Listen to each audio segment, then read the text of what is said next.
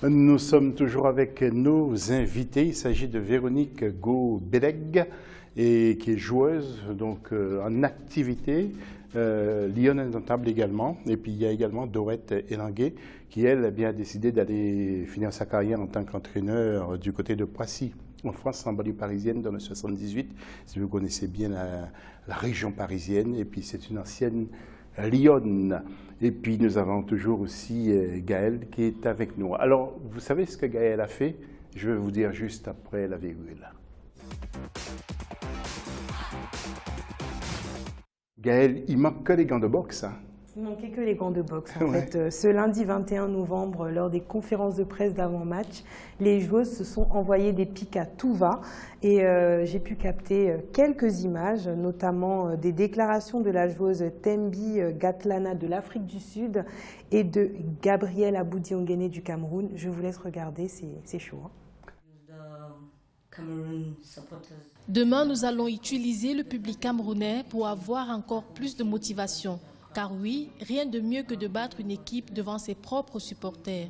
Je vous le dis, c'est une véritable guerre qui aura lieu demain. C'est un peu comme quand vous regardez le dessin animé Tom et Jerry, l'un est toujours en train de courir après le fromage. Demain, le Cameroun va courir après le ballon. J'invite d'ailleurs le public camerounais à venir voir cette rencontre, car ce sera quelque chose à ne pas rater. Je ne vais pas répondre à la joueuse sud-africaine. Moi, je vais juste parler de notre match de demain. Nous savons tout ce que nous devons faire demain. C'est essayer de prendre 3 points. Nous sommes de Lyon. Nous avons chassé à chaque fois que nous avons l'occasion. Donc demain, c'est une chasse ouverte. Peu importe la proie qui se trouvera devant nous, nous la prenons. Donc, nous ne sommes pas là pour nos attaques. Oui, merci beaucoup Gaël. Ramenez-nous encore des sonores de cette type. C'est vraiment sympa Gaël. Du très très bon travail. Et puis, nous allons enchaîner avec le off de la CAN maintenant.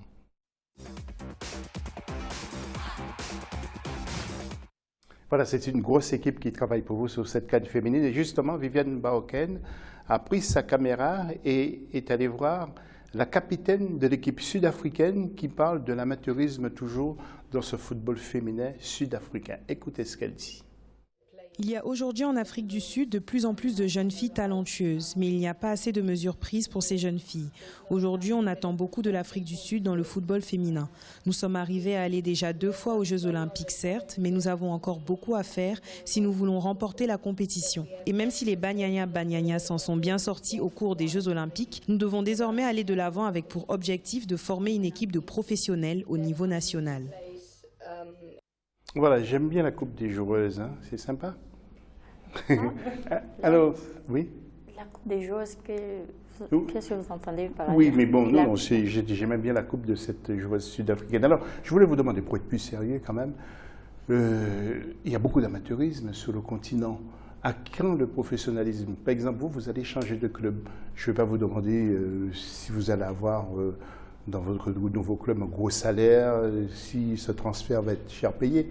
Mais généralement, globalement, il y a de l'amateurisme encore. Oui, il y a beaucoup de l'amateurisme et en fait, cela est dû au fait que, apparemment, c'est parce que c'est le football féminin ou bien c'est parce que c'était le football féminin, mais ça, c'était avant. Et vraiment, il va falloir que l'on mette beaucoup de moyens. En fait, on espère que, comme il y a pas mal de stades d'entraînement actuellement entre plusieurs structures et autres, qu'on ne laisse, parce qu'il y a certaines équipes, pour moi, il y a certaines équipes qui sont entre les mains de, pas de, comment je peux dire, comment dirais-je, des personnes qui ont des finances, oui, qui ont des finances. Et qui ne veulent pas payer. Non, pas qu'ils ne veulent pas payer. En fait, pour moi, j'aimerais que le football soit vraiment pris en compte comme cela se fait dans certains pays comme au Nigeria et autres. Parce que chez nous ici, il y a des personnes de bonne volonté. Dans plusieurs pays, pas que le Cameroun, mais dans d'autres pays aussi. Oui, dans d'autres pays aussi. Comme vous venez de l'entendre, là, par exemple, en Afrique du Sud, il y a pas mal de talents, comme au Cameroun. Mais nous ne sommes pas suivis. C'est-à-dire, on peut avoir une équipe, par exemple, aujourd'hui, comme par exemple par exemple, la police, bon, je prends l'exemple de l'équipe, par exemple, du ministère, qu'il s'agit du MINPROF, de Louvre MINPROF. Aujourd'hui, pour le Cameroun, aujourd'hui, c'est l'une des meilleures équipes les plus structurées. Pourquoi? Parce que c'est une équipe qui est affiliée au ministère de la promotion de la femme et de la famille. Mais hormis ça, il y a pas mal d'autres équipes qui n'ont pas cette occasion-là, qui n'ont pas cette chance d'avoir Justement, vous voulez lancer un appel qu'il y a des capitaux privés qui viennent dans ce football féminin, voilà, et pour vous motiver peut-être encore plus, parce que ça peut donner des idées, des envies, un peu plus d'envie aux jeunes filles, justement, peut-être aussi de venir sur des terrains de football, non? Moi, je pense que la CAN, c'est une vitrine. Elle est bienvenue pour attirer ces personnes-là qui ont envie, qui sont encore dans l'ombre et qui vont voir que c'est du football. Après, on dit football féminin, mais ça reste du football. Donc, alors, penser professionnalisme, je ne suis pas pessimiste, mais je pense qu'il faut aller pas à pas. Mais alors, il faut peut-être que ça commence maintenant, parce que les jeunes filles se donnent à fond. Quelquefois, elles veulent faire du football leur carrière. Et puis quand elles voient qu'il n'y a rien par rapport aux garçons, c'est toujours... On est d'accord, il faut un minimum. Alors c'est de la tête à la queue du ministère et pour tous les sports. Si des joueuses s'entraînent, il faut qu'elles aient des installations pour s'entraîner. Il faut que les entraîneurs soient rémunérés. Il faut qu'elles aient une rémunération elles-mêmes, si possible. C'est une organisation générale. Et excusez-moi, il y a des filles, par exemple, vous avez parlé de la police, qui ont des logements, des voitures, qui ont tout gratuitement. De Louvre, par exemple, qui ont des logements et autres, pas d'autres équipes. Par exemple, il y a par exemple, il y a une équipe comme par exemple, en fait, elle n'existe plus aujourd'hui, qui était AS Police par exemple, bon, qui était une équipe de la police parce que c'est le nom que AS Police, mais hormis cela, on parlait de salaire que par exemple les joueuses ne percevaient pas. On parlait de primes d'entraînement que les joueuses ne percevaient pas, mais ces joueuses venaient aux entraînements. Bon, à un moment donné, on parlait de donner des primes à la fin de la semaine que ces joueuses ne percevaient pas. Mais elles s'entraînent et elles y croient très fort. Donc, vous êtes, sans dévoiler quoi que ce soit, vous êtes bien traité ou pas?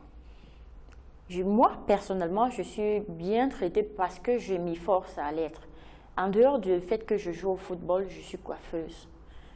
C'est pour ça que vous avez une belle coiffure. Merci. Et par rapport à la petite anecdote, la coiffure de Ngala Mut, c'est moi qui ai fait ça la première et que je l'ai inspirée, quoi. Eh bien, c'est superbe ça. Nous allons passer maintenant au plus du mag.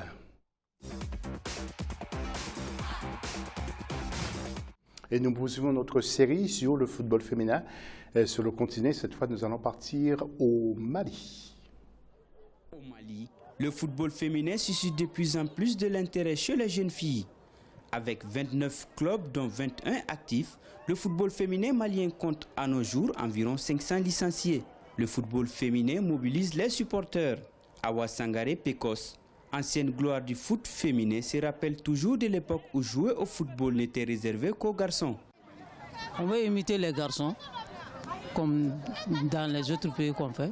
On veut être au même titre que nos garçons maintenant. On ne veut pas nous laisser battre, quoi. On est trop confiants en nous pour que le foot féminin se développe bien au Mali, pour que les autres sœurs nous rejoignent, quoi. Quand moi je jouais, on jouait contre moi j'étais la seule femme qui jouait au foot avec les garçons. Maintenant, il y a des équipes féminines dans tout le district de Bamako. Bon, je crois qu'il y a eu l'amélioration. Ce n'était pas dans mon temps passé, quoi. En 12 éditions de la Coupe d'Afrique féminine, le Mali sera à sa 6e participation au Cameroun. En plus de la Coupe du Mali qui était à sa 5e édition, un championnat national de 12 équipes voit le jour le 29 avril 2016. Objectif, donner la chance à l'ensemble des équipes de football du pays. En effet, la forte concentration des clubs dans la capitale pénalise les clubs des régions. Le championnat national, on l'avait planifié depuis, et c'est seulement cette année que ça a pu voir le jour. Et qui parle de championnat parle de moyens financiers. Et la fédération a mis les paquets cette année pour nous accompagner pour qu'on puisse démarrer ce championnat national. Parce que pour parler du développement du football féminin au plan national, ça passe par le championnat national. Il faut que toutes les régions participent. Et donc ça a créé l'engouement voulu. Et le résultat, on l'a ressenti au niveau de l'équipe nationale. Le football féminin malien compte des professionnels en Europe et en Afrique, particulièrement en Guinée équatoriale. Le football féminin malien reste sans soutien. Sans préparation digne d'une équipe nationale, les Aigles dames font avec le moyen du bord tout en espérant créer la surprise au pays des lions indomptables. Voilà, peut-être dans 5 ans encore, on risque d'en parler. Hein. C'est bien, hein. Belle promotion pour le football féminin, Dorette. C'est une belle promotion. Il faut un début à tout. Du coup, là, il y a beaucoup plus de licenciés. Même si la qualification a été sur le tapis vert, elles sont là, elles ont des choses à montrer. Et je pense qu'avec le temps, ça va pouvoir s'améliorer. Voilà, Bamako, ça se développe. Dans les districts, hein, pas mal d'équipes. Bien sûr. Ouais, c'est une bonne chose. La pastille maintenant, la minute Jobel consacrée aujourd'hui au Zimbabwe.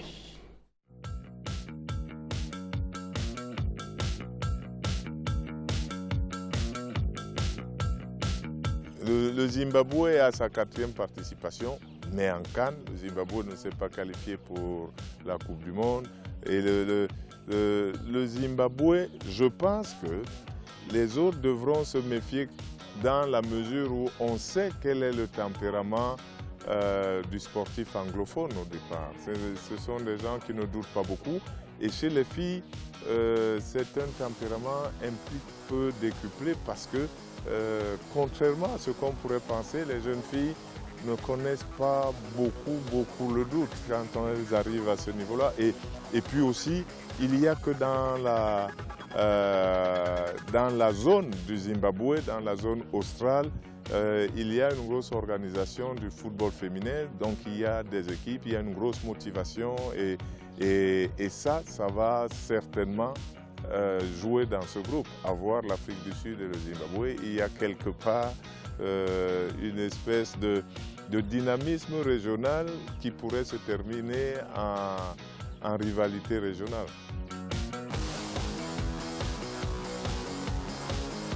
Avant de retrouver Gaël, le mot de conclusion avec Dorette Erlanguet. Dorette, vous allez rester jusqu'à la finale le 3 décembre. Je suis là pour toute la compétition et je pense qu'on a de belles choses à voir, des filles qui vont proposer beaucoup de belles choses sur le terrain et on se rend compte que le football féminin c'est plus du football de rue comme on disait tout à l'heure, c'est du football tout court et qu'il y a des déplacements tactiques, des duels, des centres, des frappes, des gestes techniques incroyables et j'appelle ici le public à venir demain encourager nos lions indomptables. Oui, Dorette, vous nous dites peut-être pas tout, mais vous n'allez pas repartir les mains vides. Vous allez ramener des filles à Poissy. À Poissy? Oui. On ne sait jamais. Pour l'instant, je crois que les filles sont elles sont sous contrat. Donc après, les périodes de mercato vont s'ouvrir. Et pourquoi pas, on ne sait jamais. Le football réserve des surprises. Tout à fait. Véronique Go-Beleg, vraiment très heureux de vous avoir accueilli aussi. Tout comme Dorette, un petit mot de conclusion. En fait, pour moi, j'invite pas mal de spectateurs, surtout pas mal de Camerounais et de Camerounaises à venir supporter les Lions demain. Pourquoi? Parce que jamais... demain, c'est ce mardi, hein? Ouais, c'est bon, tout à l'heure. Oui, tout à fait. Mais on s'est compris, vous inquiétez pas. Donc vous attendez beaucoup de supporters. Plus de supportrices ou plus de supporters, tout? Que ce soit supporters, que ce soit supportrices. Parce que faites du bruit. Oui, que ce soit vraiment... Parce que les Lions sont à la place.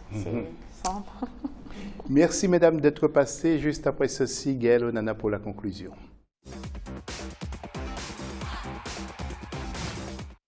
Oui, conclusion de Gaël Onana, je peux vous dire qu'elle a beaucoup dialogué pendant l'émission. Gaël. Alors, on avait posé à nos internautes la question de savoir ce qu'ils pensent en fait du niveau de jeu des différentes équipes en compétition à l'issue des premiers matchs. On a reçu pas mal de commentaires, que ce soit en amont de l'émission, mais aussi pendant cette émission. Donc, on en a relevé 3 qui pourraient être intéressants. Celui de Marie-Claire Nseke qui nous a dit sur Facebook « J'ai regardé les matchs du Cameroun et de l'Afrique du Sud. Je ne me suis pas ennuyée. Il y avait du bon jeu, de l'envie et de la détermination. » Pour Nanko, sur Twitter, il considère que la poule de Limbe est celle qui va nous offrir le plus grand spectacle, notamment avec les matchs qui vont se poursuivre ce mercredi 23 novembre. Et pour Henry SB sur Twitter également, le Ghana a certes perdu, mais le Kenya a certes perdu, mais c'est une équipe qui n'est pas à négliger. C'est une équipe qui, selon lui, est au-dessus de l'Égypte et pourrait encore créer beaucoup de surprises tout au long de cette compétition. Voilà, Benguel, merci. Revenez-nous demain, je l'espère. Prenez soin de vous, mesdames également. Donc, Véronique Gou-Beleg, ainsi que Dorette Elangui. Bon retour du côté de Prassy. Merci de nous avoir suivis. Restez fidèles à Africa 24. D'autres infos dans quelques instants sur nos antennes.